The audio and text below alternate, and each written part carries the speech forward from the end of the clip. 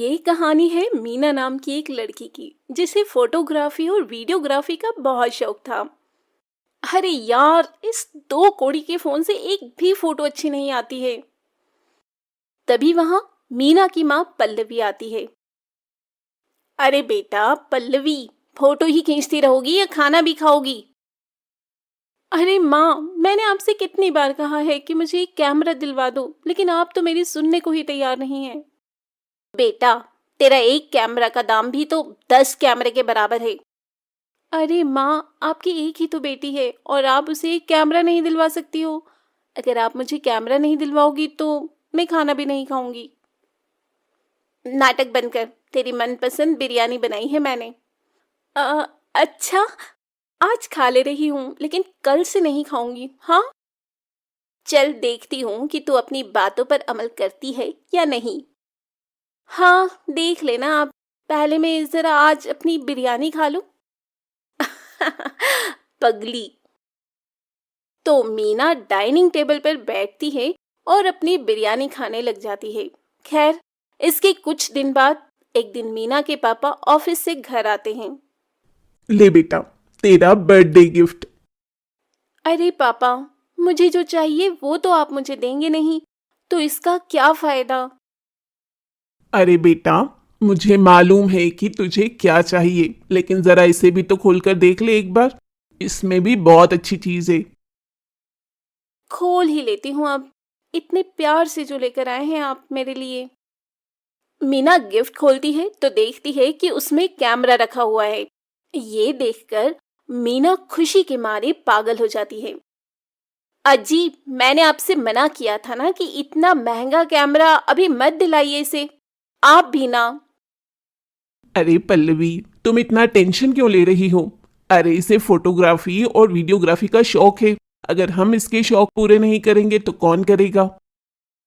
Yes papa, you are the great. आप तो मुझे बहुत अच्छे से समझते हैं। उफ भगवान, ये दोनों बाप बेटी का क्या करूं मैं। हाँ माँ, आप बैठो, मैं पापा के लिए खाना लगाती हूँ। देखा, आपसे कैमरा मिल गया तो खाना भी लगा रही है अब। अरे कोई बात नहीं, अभी इतनी बड़ी बेटी भी नहीं हुई है हमारी, बच्ची ही तो है। हम्म।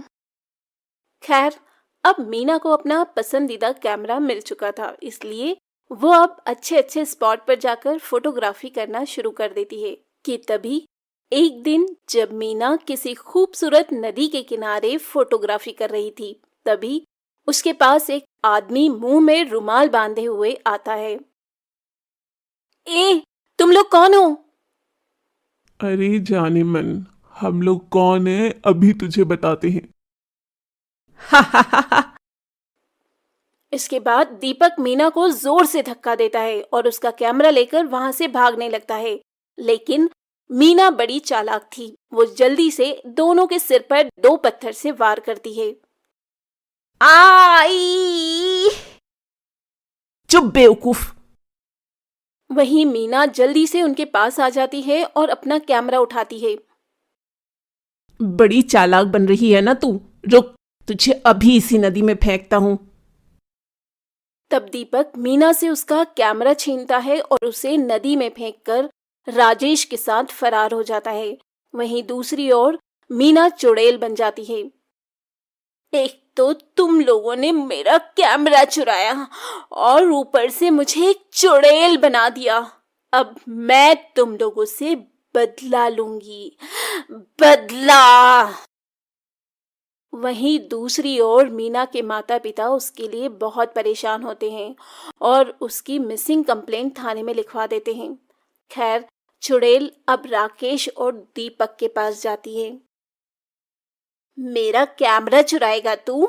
रुक, अभी तेरी टांग तोड़ती हूँ और इसका सूप बनाकर पीती हूँ। तब चुड़ैल राकेश के सामने अचानक से प्रकट हो जाती है। चुड़ैल को वहां देखकर राकेश की सिट्टी पिट्टी गुम हो जाती है। क, क, क, कौन है तू? कहीं तू मेरी पुरानी प्रेमिका मंजूली तो नहीं है? अपनी शक्ल देखी आईने में? तेरी कोई पुरानी प्रेमिका भी थी? यकीन नहीं होता। अच्छा, तू मेरा ध्यान भटकाने की कोशिश मत कर, वरना। तुम कोई भी हो, मुझे माफ कर दो, मुझे जाने दो। वैसे मैं इतना बुरा भी नहीं दिखता। हाँ, तू बुरा नहीं दिखता, लेकिन जब तू मरेगा ना, तो तू बहुत ही बुरा दिखेगा।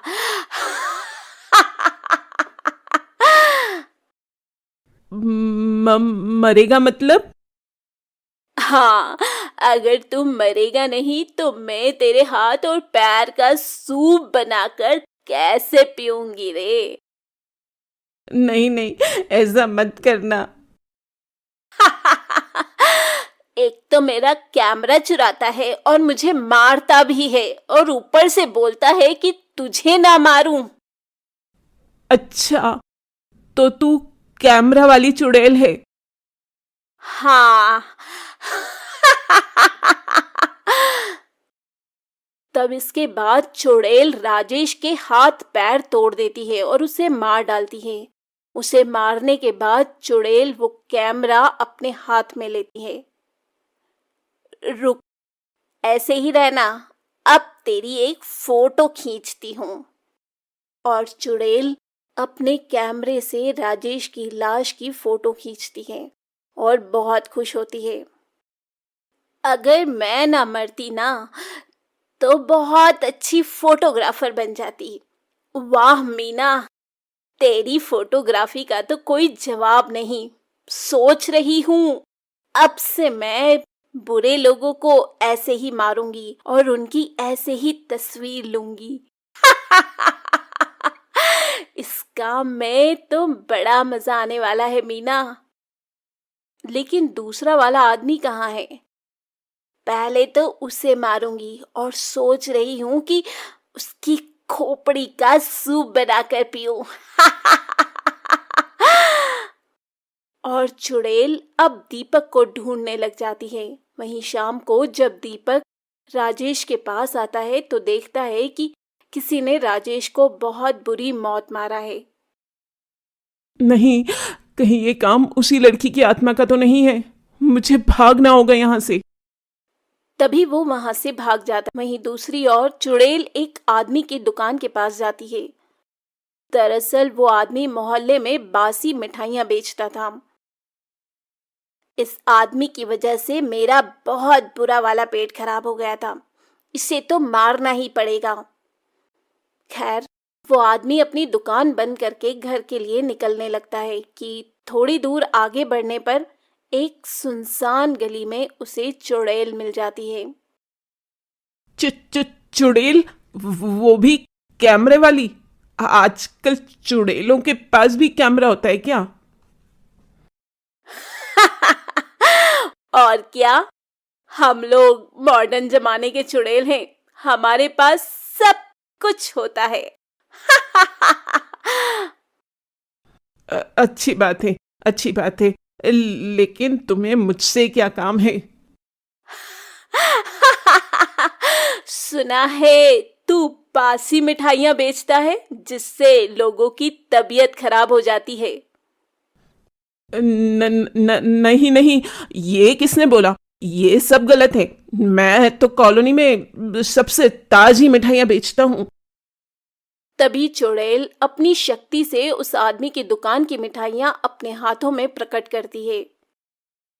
अच्छा, तो ये ले, अपनी सारी मिठाई खा ले। अब वो आज मेरा पेट खराब है। मुझे पता था कि तू यही बोलेगा, लेकिन मैं तो तुझे ये मिठाई खिलाऊंगी। नहीं नहीं। जबरदस्ती उस आदमी के मुंह में मिठाई के डिब्बे को ठूंस देती है, जिससे उस आदमी की मौत हो जाती है। बड़ा आया, मेरा पेट खराब करेगा। गया ना काम से। उसे मारने के बाद चुड़ैल उसकी तस्वीर ले लेती है। मोटा गेंडा कहीं का, इसकी तो फोटो भी अच्छी नहीं आई। इसके बाद चुड़ैल दीपक को ढूंढने लग जाती है, लेकिन फिर भी उसे दीपक का कहीं पता नहीं चलता। आखिर ये दुष्ट दीपक है कहाँ? पता नहीं क्यों मैं अपनी शक्ति से भी उसको देख नहीं पा रही हूँ। लगता है कुछ गड़बड़ है। तब तक मैं अपने नए शिकार को ढूंढती हूँ। ये बोलते बोलते चुड़ैल रास्ते में जा रही थी कि तभी उसे एक आदमी मिल जाता है जो किसी औरत की चेन छीनकर भाग रहा था। अभी इसको सबक सिखाती हूँ, चोर कहीं का। चुड़ैल उस चोर के सामने चली जाती है। आह, चुड़ैल! अरे चोर, कितनी चोरी करेगा हाँ? जाने दे चुड़ैल, मेरी एक छोटी बेटी है। तो क्या उसे भी चोरी करना सिखाएगा? तुझे तो मरना पड़ेगा ही, नहीं तो तू अपनी बेटी से भी चोरी ही करवाएगा। इसके बाद चुड़ैल उसे मार देती है और उसे एक खंबे से लटकाकर उसकी फोटो खींचती है। ये फोटो तो बड़ी जबरदस्त आई है। खैर, कुछ दिन बीत जाते हैं और कॉलोनी में चुड़ैल के बारे में सबको पता चलने लगता है। तभी एक दिन कॉलोनी वाले पंडित को बुलाते हैं। उस घर की एक सदस्य है वो चुड़ैल। पंडित जी, ये तो मेरा घर है। हाँ, तुम्हारी बेटी मर चुकी है और वो चुड़ैल में बदल चुकी है। वही ये सब कर रही है। ये सुनकर मीना के माता पिता बहुत रोते हैं। रो मत बेटी, हमें उसकी आत्मा को मुक्ति दिलाना होगा। ठीक है पंडित जी, आप जो कहेंगे हम वही करेंगे। मीरा का एक खूनी है जो अभी तक पकड़ा नहीं गया है। हो सकता है कि उसके पकड़े जाने के बाद उसे मुक्ति मिल जाए। अच्छा पंडित जी। खैर, कुछ दिन बाद इंस्पेक्टर दीपक को पकड़ लेते हैं और उसे पकड़कर उसे हथकड़ियां लगाकर कॉलोनी में ले आते हैं, जहां आज कॉलोनी वाले पूजा करने वाले हैं। बेटा मीना, हमें पता है कि तुम्हारे साथ बहुत गलत हुआ है, लेकिन तुम बेवजह बेकसूरों को मत मारो। और ये देखो, दीपक पकड़ा गया है, हमारे सामने आओ। तभी चुड़ैल वहां पर प्रकट हो जाती है। वो लोग बेकसूर नहीं थे। माना कि वो लोग बेकसूर नहीं थे, लेकिन कानून को अपने हाथ में मत लो मीना। हाँ बेटा, अब तो दीपक भी पकड़ा गया है, ये सब मत कर बेटा। हाँ बेटा, तू तो हमारी प्यारी बिटिया थी ना, तो फिर क्यों नहीं करती है ऐसा? इस तरह सभी लोग उसे बहुत समझाते हैं। ठीक है माँ पापा, मैं अब से किसी को भी नहीं मारूंगी, लेकिन इस दीपक को भी नहीं छोड़ूंगी। अलविदा। इतना कहने के बाद चुड़ैल दीपक को अपने साथ हवा में उड़ाकर ले जाती है और जाते जाते ऊपर से कॉलोनी वालों की फोटो भी खींच लेती है। ये फोटो देखकर मैं आप सबको बहुत याद करूंगी। वहीं चुड़ैल दीपक को अपनी दुनिया में ले जाकर उसे क्षण भर में मार देती है और इस तरह चुड़ैल का बदला पूरा हो जाता है।